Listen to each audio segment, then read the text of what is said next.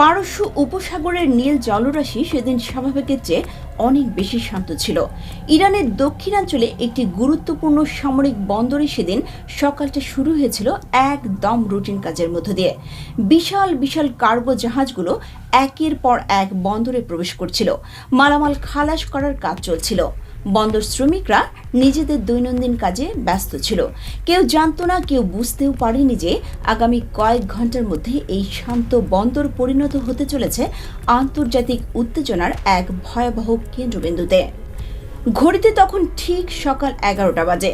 Radar control রুমে দায়িত্বরত অফিসাররা স্ক্রিনের দিকে তাকিয়ে আছেন। হঠাৎ করেই একটা অপরিচিত সিগন্যাল ভেসে ওঠে রাডারের পর্দায়। প্রথমে কেউ খুব একটা পাত্তা দেয়নি বিষয়টাকে।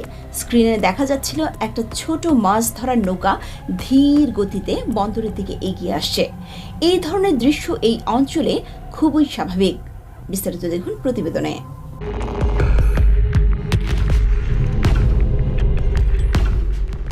প্রতিদিন শত শত মাছ ধরার নৌকা এই সমুদ্রে চলাচল করে, তাই কেউ বিষয়টাকে গুরুত্ব দেওয়ার প্রয়োজন মনে করেনি। কিন্তু কয়েক মিনিট পর একজন অভিজ্ঞ রাডার অফিসারের মাথায় একটা প্রশ্ন খেলে গেল। প্রশ্নটা সাধারণ হলেও এর উত্তর খুঁজতে গিয়েই পুরো পরিস্থিতি পাল্টে যায়। তিনি ভাবলেন, এই নির্দিষ্ট এলাকায় তো মাছ ধরা সম্পূর্ণ নিষেধ, তাহলে এই ট্রলার এখানে কি করছে? নৌকাটা তখন বন্দর থেকে প্রায় 8 কিলোমিটার দূরে অবস্থান করছিল। খুব কাছে না, আবার খুব দূরেও না, এমন একটা দূরত্ব যেখান থেকে হঠাৎ করে কোনো বড় সিদ্ধান্ত নেওয়া বেশ কঠিন। রাডার অফিসার সিদ্ধান্ত নিলেন পরিস্থিতি একটু নজরে রাখবেন। কিন্তু ঠিক সেই মুহূর্তে রাডার স্ক্রিনে আরেকটা অদ্ভুত বিষয় ধরা পড়ল। সমুদ্রের ঠিক উপরে প্রায় 3 কিলোমিটার উচ্চতায় দুটি ছোট ছোট বিন্দু ঘুরে বেড়াচ্ছে। প্রথম দেখায় মনে হচ্ছিল এগুলো সাধারণ খেলনা ড্রোন, কিন্তু একটু গভীরভাবে চিন্তা করলেই বোঝা যায় এই বিষয়টা মোটেও সাধারণ নয়। কারণ এটা কোনো সাধারণ সমুদ্র তীর নয়, এটা ইরানের একটা অত্যন্ত গুরুত্বপূর্ণ সামরিক বন্দর। এখানে খোলা সমুদ্রের মাঝখানে কে খেলনা ড্রোন ওড়াবে? কোন পাগল এত বড় ঝুঁকি নেবে? প্রশ্নগুলো রাডার অফিসারের মাথায় ঘুরপাক খেতে থাকলো। তিনি বুঝে গেলেন এখানে কিছু একটা গোলমাল আছে।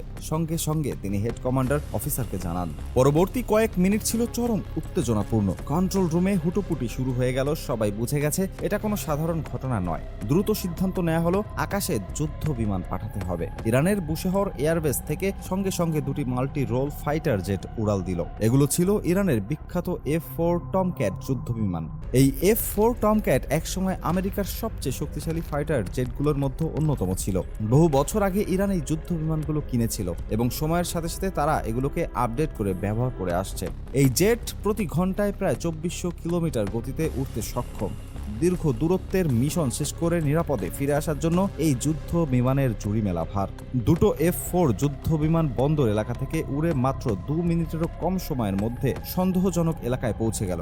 কিন্তু সেখানে গিয়ে পাইলটরা যা দেখলেন তাতে তারা নিজেরাই হতভম্ব হয়ে গেলেন। যেখানে খেলনা ড্রোন থাকার কথা ছিল সেখানে আসলে আকাশে টহল দিচ্ছে দুটি অত্যাধুনিক F-6 ফাইটার জেট। F-6 যুদ্ধ বিমান মূলত আমেরিকার তৈরি হলেও বিশ্বের অনেক দেশ এই জেট ব্যবহার করে থাকে। তাই শুধু জেটের মডেল দেখে বোঝার কোনো উপায় ছিল না এগুলো ঠিক কোন দেশের। কোনো পরিচয় চিহ্ন নেই, কোনো পতাকা নেই। রহস্যময় এই যুদ্ধ বিমানগুলো নিঃশব্দে ইরানের আকাশ সীমায় ঢুকে পড়েছে। সবচেয়ে আশ্চর্যজনক বিষয় হলো ইরানের F-4 যুদ্ধ বিমান যখন কাছে এগিয়ে এলো তখন এই অচেনা F-6 জেটগুলো মোটেও ভয় পেল না। তারা নিজেদের অবস্থান থেকে একটুও নড়ল না। এর পেছনে কারণও ছিল। প্রযুক্তিগত দিক থেকে F-6 অনেক ক্ষেত্রেই ইরানের পুরনো F-4 এর চেয়ে অনেক বেশি উন্নত। ইরানের পাইলটরা এই বিষয়টা বুঝতে পেরেছিলেন, তাই তারা সরাসরি কোনো আক্রমণাত্মক পদক্ষেপ না নিয়ে কিছুক্ষণ পরিস্থিতি পর্যবেক্ষণ করে ফিরে আসতে বাধ্য হলেন। কিন্তু এখানেই গল্প শেষ হয়নি। ইরানের সামরিক হেডকোয়ার্টার খুব ভালো করেই জানতো নিজেদের আকাশসীমার ভেতরে অচেনা যুদ্ধ বিমান থাকার মানে কি। এটা শুধু নিরাপত্তা হুমকি নয়, এটা সরাসরি সার্বভৌমত্বে আঘাত। তারা আর এক মুহূর্তও দেরি করলো না। সিদ্ধান্ত হলো এয়ার ডিফেন্স সিস্টেম সক্রিয় করতে হবে। ইরান বিশ্বের অন্যতম শক্তিশালী মিসাইল প্রযুক্তির অধিকারী দেশ হিসেবে পরিচিত। বিশেষ করে তাদের আকাশ প্রতিরক্ষা ব্যবস্থা নিয়ে বহু বছর ধরে আন্তর্জাতিক মহলে আলোচনা হয়ে আসছে। রাশিয়ার সাথে সহযোগিতায় তারা নিজেদের প্রতিরক্ষা ব্যবস্থাকে আরো শক্তিশালী করে তুলেছে। আজ সেই প্রতিরক্ষা ব্যবস্থার পরীক্ষা হতে চলেছে। কয়েক মিনিটের মধ্যেই ইরানের এয়ার ডিফেন্স সিস্টেম ওই দুটো রহস্যময় F-6 যুদ্ধ বিমানকে টার্গেট লক করে ফেলল। রাডার স্ক্রিনে লাল দুটি চিহ্ন জ্বলে উঠল।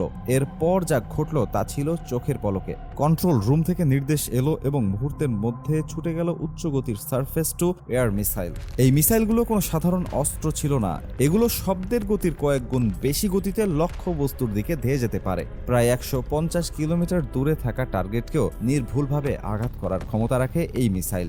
একবার যদি রাডারের টার্গেট লক হয়ে যায় তাহলে সেখান থেকে পালানো প্রায় অসম্ভব। অন্যদিকে F6 যুদ্ধবিমানেও আছে অত্যাধুনিক রাডার সিস্টেম। প্রায় 40 কিলোমিটার দূর থেকেই তারা শত্রুপক্ষের মিসাইল শনাক্ত করতে পারে।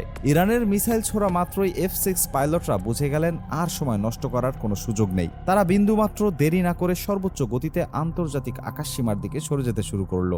ইরানের মিসাইলগুলো টার্গেট লক করে কিছুদূর পর্যন্ত পিছু নিল। সমুদ্রের উপর দিয়ে এক রোমাঞ্চকর তারা খেলা শুরু হলো। মিসাইল এক দিক থেকে ধেয়ে আসছে আর যুদ্ধবিমান অন্যদিকে পালাচ্ছে। কিন্তু যুদ্ধ বিমানগুলো যখন আন্তর্জাতিক আকাশসীমায় প্রবেশ করলো তখন মিসাইলগুলো আর সেগুলোর পিছু নিতে পারল না, কারণ আন্তর্জাতিক আকাশসীমায় কোনো দেশ সামরিক পদক্ষেপ নিতে পারে না, এটা আন্তর্জাতিক আইন। কিন্তু গল্পের সবচেয়ে রোমাঞ্চকর অধ্যায় তখনও বাকি ছিল।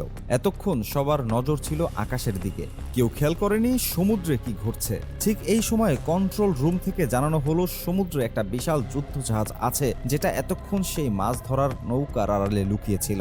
জাহাজটি বুঝে গেছে পরিস্থিতি আর স্বাভাবিক নেই, তাই জাহাজটি সর্বোচ্চ গতিতে আন্তর্জাতিক জলসীমার দিকে ছুটতে শুরু করেছে।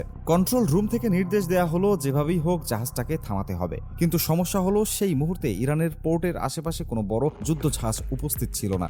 সময়ও একেবারে হাতে নেই, প্রতিটা সেকেন্ড মূল্যবান। তাই শেষ ভরসা হিসেবে দ্রুতগতির কয়েকটি স্পিড বোট পাঠানো হলো। সমুদ্রের বুক চেড়ে 3টি স্পিড বোট সর্বোচ্চ গতিতে ছুটে চলতে শুরু করলো। ঢেউকে কেটে সামনে এগিয়ে যাচ্ছে বোটগুলো। প্রতিটি বোটের উপরে বসে আছে ইরানের স্পেশাল মেরিন কমান্ডো ফোর্স। সবার চোখ একই দিকে তাক করা, দূরে থাকা সেই বিশাল রহস্যময় জাহাজটার দিকে। কমান্ডাররা জানতো দূরত্ব খুব বেশি নয়, যদি দ্রুত এগোনো যায় তাহলে হয়তো জাহাজটাকে আটকানো সম্ভব।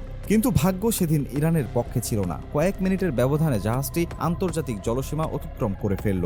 স্পিডবোটগুলো সীমানার কাছে এসে থেমে যেতে বাধ্য হলো। কমান্ডাররা অসহায়ভাবে দেখলো জাহাজটা ধীরে ধীরে দূরে মিলিয়ে যাচ্ছে। এই পুরো ঘটনায় ইরান অত্যন্ত ঠান্ডা মাথায় পরিস্থিতি সামাল দিয়েছে। তারা চাইলে আরো অনেক কঠোর পদক্ষেপ নিতে পারত, মিসাইল দিয়ে যুদ্ধবিমান ভূপাতিত করতে পারত, জাহাজের উপর গোলাবর্ষণ করতে পারত, কিন্তু তারা সেটা করেনি, কারণ তারা জানতো এ ধরনের পদক্ষেপ আন্তর্জাতিক সংঘাতের জন্ম দিতে পারে। ঘটনার পর ইরানের সামরিক মুখপাত্র একটি সংবাদ সম্মেলন করেন। সেখানে তিনি স্পষ্টভাবে জানিয়ে দেন, ভবিষ্যতে যদি কোনো অচেনা যুদ্ধজাহাজ বা যুদ্ধবিমান ইরানের সীমানার ভেতরে প্রবেশ করে তাহলে আর কোনো ছাড় দেয়া হবে না, সরাসরি জবাব দেয়া হবে।